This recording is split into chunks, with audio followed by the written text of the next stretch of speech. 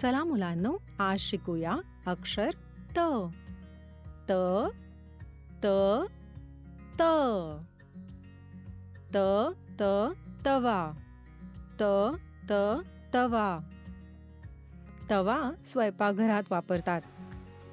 तव्यावर चपाती, पोळी किंवा पराठा भाजतात. माझ्याबरोबर तुम्ही पण म्हणा, त त तवा. त त तवा. त त तराजू. त त तराजू. तराजू म्हणजे वजन काटा. तराजूने वस्तूंचे वजन करतात. माझ्याबरोबर तुम्ही पण म्हणा, त त तराजू. त त तराजू.